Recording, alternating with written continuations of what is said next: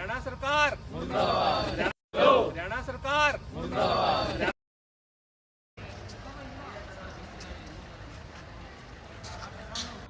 देखिए, स्वास्थ्य सुविधाओं में दिन प्रतिदिन गिरावट आ रही है, क्योंकि जितने डॉक्टर्स पर पॉपुलेशन चाहिए 10,000 के पीछे, उतने डॉक्टर्स अभी तक सरकार के द्वारा लगाए नहीं जा रहे हैं, जिससे डॉक्टरों के ऊपर काम का बोझ बढ़ता जा रहा है।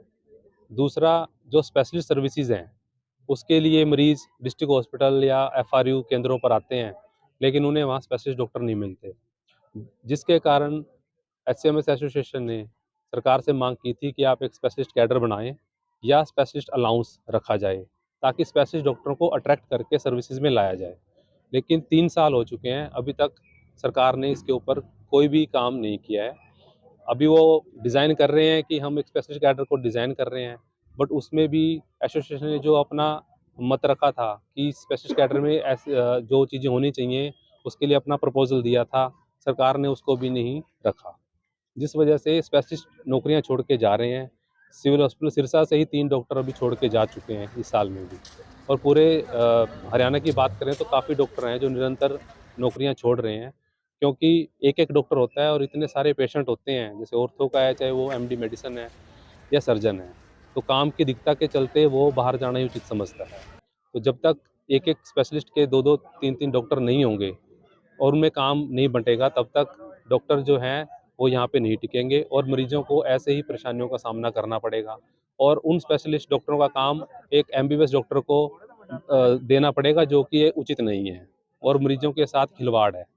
तो इन्हीं मांगों को लेकर हमारी जो मांगे थी कि स्पेशलिस्ट कैडर बनाया जाए और स्पेशलिस्ट डॉक्टरों की भर्तियाँ की जाएँ। दूसरा, और अट्रैक्ट करने के लिए हमने ये कहा था कि स्पेशलिस्ट जो डायरेक्ट एसएमओ की भर्ती पे स्पेशलिस्ट लगा रहे थे, कि उस डायरेक्ट एसएमओ में क्या है कि जो स्पेशलिस्ट डॉक्टर होता है वो 2 साल की सर्विस के बाद उसको एसएमओ बना दिया जाता है।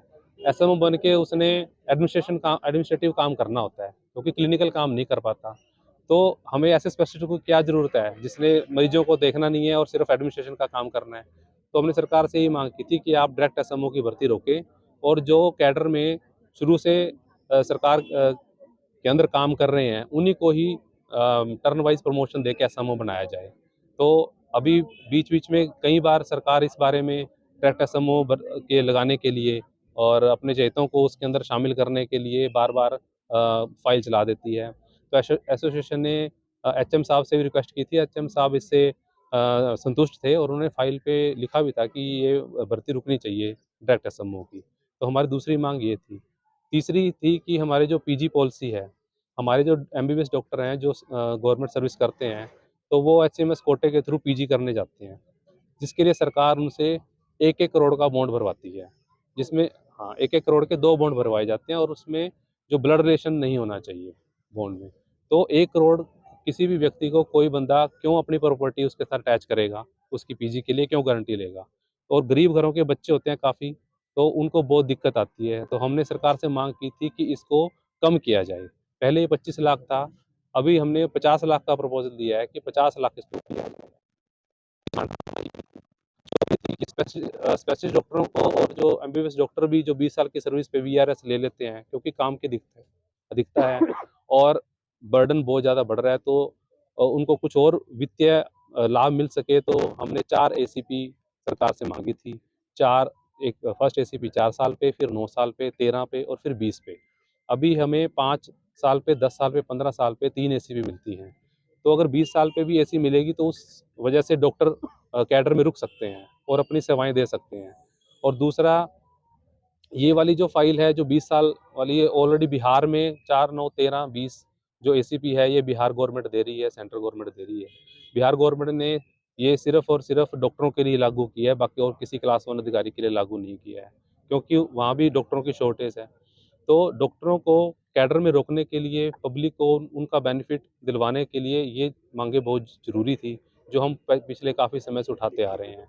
लेकिन सरकार इस पे कोई निर्णय नहीं लेती है।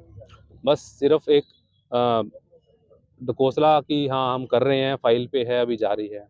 4, 9, 13 और 20 वाली जो फ़ाइल है, ये एचएम साहब से अप्रूव्ड है, सीएम साहब से अप्रूव्ड है, फाइनेंस डिपार्टमेंट में पड़ी है, पिछले 3 साल से, और वो इसको आगे नहीं मंजूरी दे रहे हैं। डॉक्टर साहब आपकी हड़ताल है, लेकिन 40-40 किलोमीटर का सफर तय करके मरीज पहुंचे हैं, ओपीडी नहीं मिल आज आज की उनको परेशानी है, लेकिन आपको वो नहीं दिख रहा जो वो लोग रोज फेस कर रहे हैं अपनी परेशानियाँ। वो आते हैं, एक डॉक्टर एमडी मेडिसिन है, एक doctor MD chest end TB या सर्जन है, उसको छुट्टी चाहिए उस दिन मरीज, उसके साथ क्या हो रहा है, तभी तो वो परेशान होते हैं।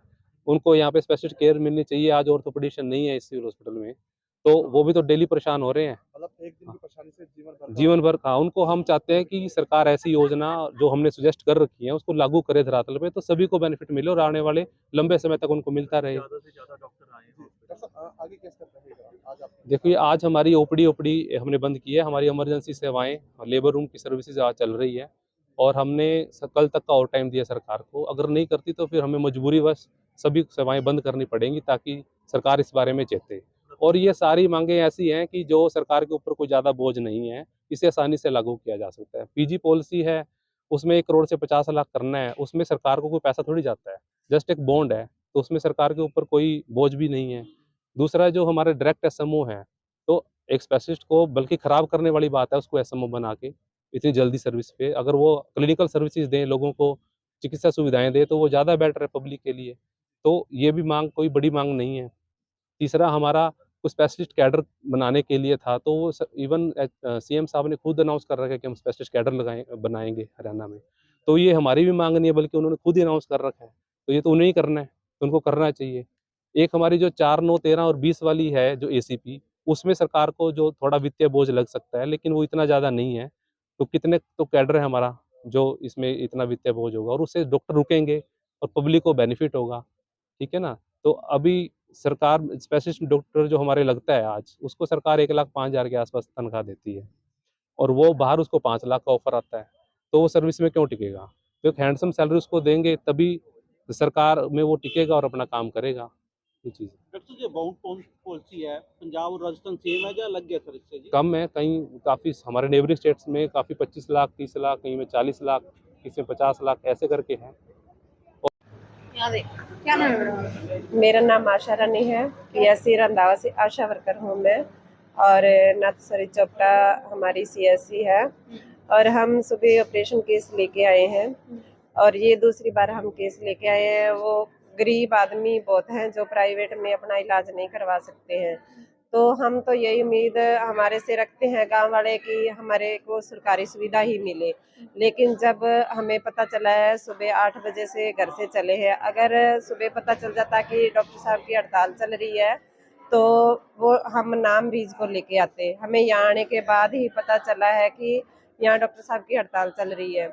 अगर वो बोलते थे, अगर आपको पता होता तो आप हमें ना लेके जाते। उनका 600-700 रुपये गाड़ी का किराया भी लग चुका है, और वो हमारे साथ भी बुरा भला बोलते हैं कि आप हमें मत लेके आया करो अगर सरकारी सुविधा नहीं मिलनी है। तो हम तो यही उम्मीद करते हैं कि डॉक्टर साहब हड़ताल पर थे, तो आम जनता को इसकी पहले खबर होनी चाहिए थी भी डॉक्टर साहब की हड़ताल चल रही है 2-3 दिन के लिए। तो हम सरकार से यही उम्मीद करते हैं कि डॉक्टर साहब को जल्दी से जल्दी जो उनकी मांगे हैं पूरा किया जाए, और अपनी ड्यूटी पर वो वापस लौटे।